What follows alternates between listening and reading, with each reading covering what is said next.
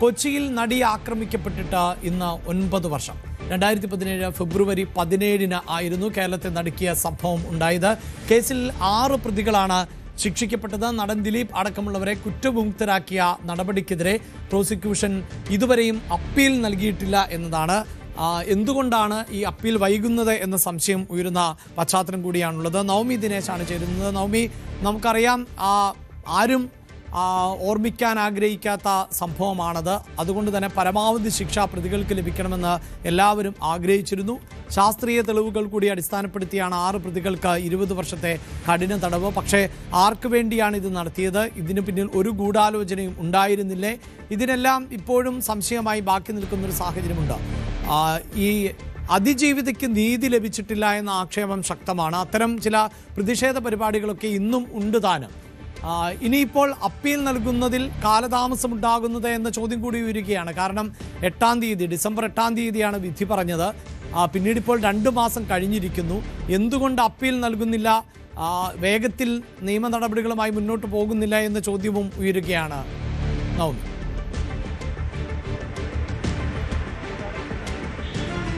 അഭിലാഷ്, നടിയെ ആക്രമിക്കപ്പെട്ടിട്ട് ഇന്ന് 9 വർഷം തികയുന്നു.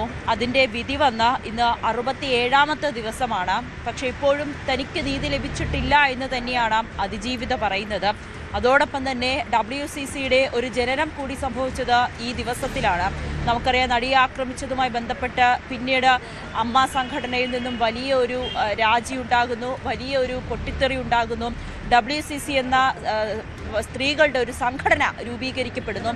ആ സംഘടനയുമായി ബന്ധപ്പെട്ട് അവർ നടത്തിയ പോരാട്ടം എന്തൊക്കെയാണെന്ന് നമ്മൾ കണ്ടിട്ടുള്ളതാണ്. പിന്നീട് ഈ ഹേമ കമ്മിറ്റി റിപ്പോർട്ടിലേക്ക് വഴിയൊരുങ്ങുന്നു. അങ്ങനെ പല ഘട്ടങ്ങളിലൂടെയാണ് ഈ നടിയെ ആക്രമിച്ച കേസ് കടന്നു പോയിരിക്കുന്നത്, അല്ലെങ്കിൽ അതുമായി ബന്ധപ്പെട്ട സംഭവങ്ങൾ കടന്നു പോയിരിക്കുന്നത്.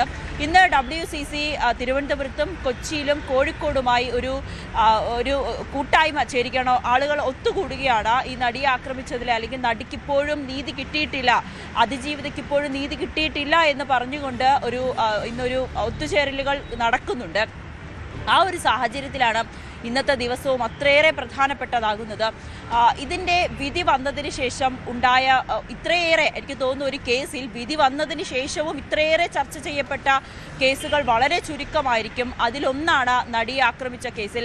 അതിൽ ജഡ്ജിക്കെതിരെ വരെ രൂക്ഷമായിട്ടുള്ള വിമർശനങ്ങൾ ഉണ്ടാകുന്നു. ജഡ്ജിയുടെ വിധിയെ ചോദ്യം ചെയ്യുന്ന തരത്തിലുള്ള പല ചോദ്യങ്ങളും പൊതുസമൂഹത്തിൽ നിന്നും ഉയരുന്നുണ്ട്. ഈ പ്രോസിക്യൂഷന്റെ വാദങ്ങളെ അത് ഏതു വിധത്തിലാണ് ജഡ്ജി പലപ്പോഴും ശ്രദ്ധിച്ചില്ല, അല്ലെങ്കിൽ ഈ കേസിലെ പ്രധാനപ്പെട്ട ഒരു പ്രതിയായിട്ടുള്ള, അല്ലെങ്കിൽ ഈ ഒരു നടിയെ ആക്രമിക്കുവാൻ കൊട്ടേഷൻ കൊടുത്ത, ഇതിൽ ഗൂഢാലോചന നടത്തിയ 8ാം പ്രതിയായിട്ടുള്ള ദിലീപ് എന്ന നടന് അനുകൂലമാകുന്ന തരത്തിലേക്ക് പോലും ഈ ജഡ്ജിയുടെ ചില നീക്കങ്ങൾ, പരാമർശങ്ങൾ അല്ലെങ്കിൽ വിധി ഒക്കെ കടന്നു എന്നതിനെ പറ്റിയൊക്കെ വലിയ വിമർശനം ഉന്നയിക്കുകയും ഒക്കെ ചെയ്തിട്ടുണ്ടായിരുന്നു. ഈ അഭിലാഷ് പറഞ്ഞതുപോലെ തന്നെ ഈ വിധി വന്നതിന് ശേഷം തന്നെ സർക്കാർ പറഞ്ഞത് തങ്ങൾ ഇപ്പോഴും അതിജീവിതയ്ക്കൊപ്പമാണ്. ഇതിനായി മേൽക്കോടതിയെ സമീപിക്കും, ഈ വിധി തിരുത്തി എഴുതിപ്പെടണം, ഇതിൽ കുറ്റവിമുക്തരായവർക്കെതിരെ ശക്തമായിട്ടുള്ള തെളിവുകളുണ്ട്, അവർക്ക് കൃത്യമായിട്ടുള്ള ശിക്ഷ ലഭിക്കണം എന്നൊക്കെ സർക്കാർ ആവർത്തിച്ച് പറയുന്നുണ്ട്. പക്ഷേ ഇന്ന് 67 ദിവസമായിട്ടും മേൽക്കോടതിയെ സമീപിക്കാൻ അല്ലെങ്കിൽ അതിൽ അപ്പീൽ നൽകാൻ ഇതുവരേക്കും സർക്കാർ തയ്യാറായിട്ടില്ല എന്നുള്ളതാണ്. അല്ലെങ്കിൽ സർക്കാർ ഇപ്പോഴും നിയമോപദേശം തേടി എന്നതിനപ്പുറത്തേക്ക് അതിൽ ഒരു ചുവട് പോലും മുന്നോട്ട് വെച്ചില്ല എന്നുള്ള ഏറെ വിഷമിപ്പിക്കുന്ന കാര്യം കൂടി ഇതിനോട് ഇപ്പോൾ നടന്നുകൊണ്ടിരിക്കുകയാണ്. ഇതിനെതിരേക്ക് തന്നെ അതിജീവിത തുറന്നെഴുതിയ കത്ത് വരെ നമ്മൾ കണ്ടതാണ്. അവരുടെ സമൂഹ മാധ്യമങ്ങൾ അവർക്ക് നീതി നിഷേധിക്കപ്പെട്ടു എന്ന് തുറന്നെഴുതുന്ന സാഹചര്യവും നമ്മൾ കണ്ടതാണ്. ആ ഒരു ഘട്ടത്തിൽ ഇനി എപ്പോഴായിരിക്കും സർക്കാർ ഇതിൻ്റെ ഒരു മേൽക്കോടതിയെ സമീപിക്കുക എന്നതിൽ ഇപ്പോഴും ഒരു വ്യക്തത വന്നിട്ടില്ല. അതിനിടയിൽ ഈ DGPയുടെ നിയമോപദേശം പോലും സർക്കാർ തേടിയിരുന്നു. അതിലൊക്കെ കൃത്യമായി പറയുന്നത് ഈ വിധിപ്പകർപ്പിലെ എവിടെയൊക്കെയാണ് ജഡ്ജിക്ക് പിഴവ് സംഭവിച്ചത്, അല്ലെങ്കിൽ ജഡ്ജി ഏതൊക്കെ തെളിവുകളാണ് ശരിക്കും പറഞ്ഞാൽ ഈ ദിലീപിന് എതിരായിട്ടുള്ള തെളിവുകൾ ഉണ്ടെങ്കിൽ പോലും അത് പലപ്പോഴും കണ്ടില്ല എന്ന് നടിച്ചുകൊണ്ടുള്ള ഒരു വിധിപ്പകർപ്പാണ്, പൂർണ്ണമായും ദിലീപിന് അനുകൂലമാകുന്ന തരത്തിലുള്ള വിധിപ്പകർപ്പാണ് പുറപ്പെടുവിച്ചിരിക്കുന്നത്, വിധിയാണ് പ്രഖ്യാപിച്ചിരിക്കുന്നത് എന്ന് കൃത്യമായുള്ളൊരു നിയമോപദേശം സർക്കാരിന് ലഭിച്ചിട്ടുണ്ടെങ്കിൽ പോലും ഈ അതിജീവിതയ്ക്ക് നീതി തേടിക്കൊടുക്കുമെന്ന് പറയുന്ന സർക്കാർ അതിനുവേണ്ടി യാതൊരുവിധ നടപടികളും സ്വീകരിച്ചില്ല എന്ന വലിയ വിമർശനം കൂടി ഒരു ഭാഗത്ത് നിൽക്കുകയും ചെയ്യുന്നുണ്ട്. ഇതേ ദിവസമാണ് നമുക്കറിയാം മാധ്യമങ്ങളിലൂടെയാണ് ഇക്കാര്യങ്ങൾ പുറം ലോകം അറിയുന്നത്. ഈ തൃശ്ശൂരിൽ നിന്നും കൊച്ചിയിലേക്ക് വന്നുകൊണ്ടിരിക്കുകയായിരുന്ന മലയാള സിനിമയിലെ തന്നെ പ്രധാനപ്പെട്ട ഒരു നടി, ആ നടി ഓടുന്ന വാഹനത്തിൽ വെച്ച് അതിക്രൂരമായ പീഡനത്തിനിരയാക്കുകയും പിന്നീട് ആ ദൃശ്യങ്ങൾ പകർത്തിയ ഒന്നാം പ്രതി പൾസർ സുനി നടിയെ ഭീഷണിപ്പെടുത്തുകയും ഒക്കെ ചെയ്യുന്ന സാഹചര്യം. ഇത് തനിക്കൊരു കൊട്ടേഷൻ കിട്ടിയതാണെന്ന് ഒന്നാം പ്രതിയായിട്ടുള്ള പൾസർ സുനി തന്നെ നടിയോട് പറഞ്ഞു എന്നായിരുന്നു പിന്നീട് അതിജീവിതം നൽകിയ മൊഴിയും ഉണ്ടായിരുന്നത്.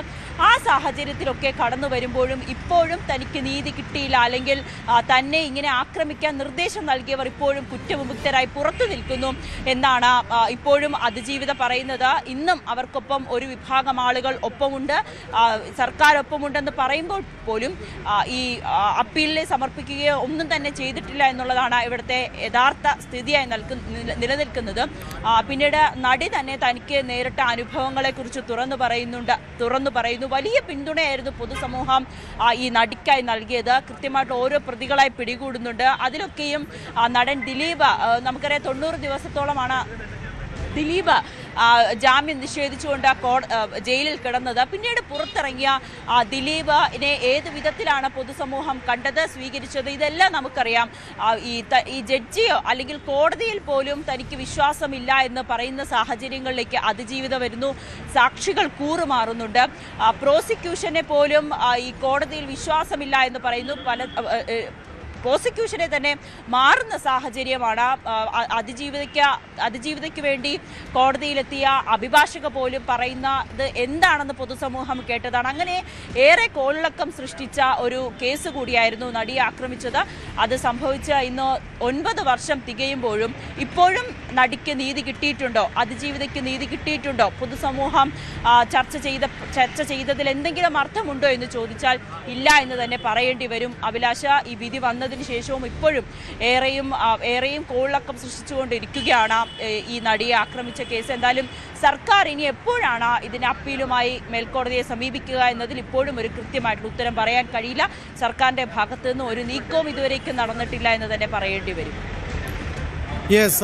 എന്തായാലും നടി ആക്രമിക്കപ്പെട്ട സംഭവം 2017 ഫെബ്രുവരി 17 അത് നമ്മുടെ മനസ്സാക്ഷിയെ ഞെട്ടിച്ച ഒരു സംഭവമായിരുന്നു. അതിനുശേഷം വലിയ നിയമ പോരാട്ടം തന്നെയായിരുന്നു അതിജീവിതം നടത്തിയത്. അങ്ങനെയാണ് 6 പ്രതികൾക്കെങ്കിലും ശിക്ഷ ലഭിച്ചിട്ടുള്ളത്. പക്ഷേ അതൊരു ഗൂഢാലോചനയുടെ ഭാഗമായിരുന്നു, അതൊരു കൊട്ടേഷൻ ആയിരുന്നു എന്ന ഒന്നാം പ്രതി പറയുന്ന സാഹചര്യത്തിൽ ആണ് ഇത് ആർക്ക് വേണ്ടി എന്ന ചോദ്യം ഉയർന്നത്. അവിടെയാണ് നടൻ ദിലീപ് എന്ന പേരിലേക്ക് എത്തപ്പെടുകയും ചെയ്തത്. പക്ഷേ തെളിവുകളോ ഒന്നും കണ്ടെത്താൻ അന്വേഷണ സംഘത്തിന് സാധിച്ചില്ല. മാത്രവുമല്ല, എന്തൊക്കെ വീഴ്ചകളാണ് അന്വേഷണ സംഘത്തിൻ്റെ ഭാഗത്ത് നിന്നുണ്ടായത് എന്നത് അക്കമിട്ട് നിരത്തുന്ന തരത്തിലുള്ള ഒരു കോടതി ഉത്തരവ് കൂടിയാണ് പുറത്തിറങ്ങുകയും ചെയ്തത്. അതുകൊണ്ട് തന്നെ അപ്പീൽ നൽകുമ്പോൾ അതിലെ പിഴവുകൾ ഉൾപ്പെടെ കണ്ടെത്തേണ്ട സാഹചര്യം ഉണ്ടാകുന്നു. ആ വിധിയിൽ എന്തൊക്കെ പോരായ്മകളുണ്ട് എന്നതാണ് വിലയിരുത്തപ്പെടേണ്ടത്. അങ്ങനെ മാത്രമാണ് മേൽക്കോടതിയിലേക്ക് പോകുമ്പോൾ അവിടെ ഏതെങ്കിലും തരത്തിൽ പ്രതീക്ഷയ്ക്ക് വകയുള്ളൂ എന്നതുകൊണ്ടായിരിക്കാം ഒരു പക്ഷേ അപ്പീൽ വൈകുന്നത് എന്ന് വേണം നമുക്ക് മനസ്സിലാക്കാൻ. എന്നാൽ ഉടൻ അപ്പീൽ നൽകുമെന്ന സൂചനകളും പുറത്തു വരുന്നുണ്ട്. അതിനിടെയാണ് സിനിമാ സംഘടനകളുടെ ഭാഗത്ത് നിന്നടക്കം